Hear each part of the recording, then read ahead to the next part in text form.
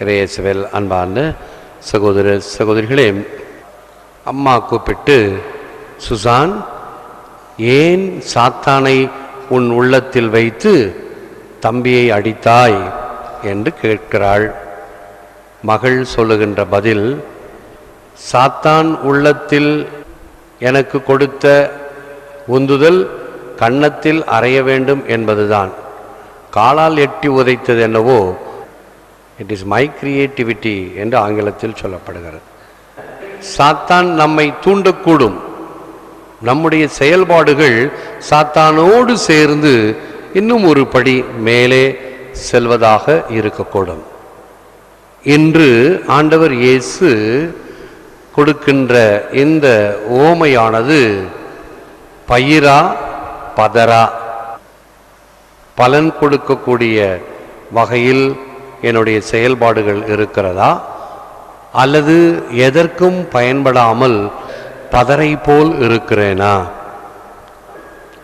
ஏன் கடவுள் தீமையை அனுமதிக்கிறார்?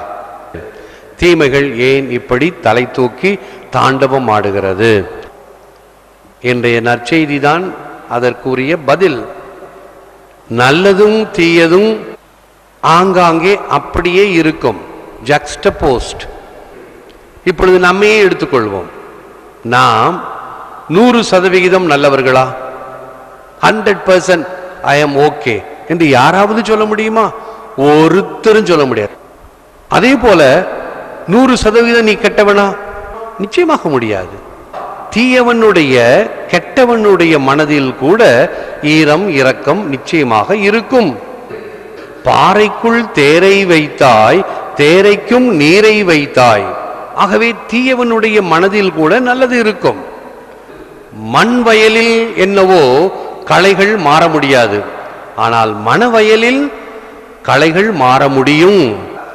தீயவன் நல்லவனாக மாற முடியும். நல்ல செயல் தொடர்ந்து செய்தாயானால் அது பழக்கமாக மாறுகிறது. அந்த வாழ்வுதான் உன்னை நித்தியத்திற்கு அழைத்து செல்லும். சிறு சிறு செயல்கள். தியான பாடலில் கவனித்தீர்களா? எம் மூதாதையரின் குற்றங்களை எம் மீது சுமத்தாதேயும். ஆகவே தீயவை செய்தனால் ஏதாவது பலன் உண்டா? எனக்கும் பலன் இல்லை, எனக்கும் சாபம், என்னுடைய சந்ததிக்கும் சாபம். பிறகு ஏன் அதை செய்ய வேண்டும்?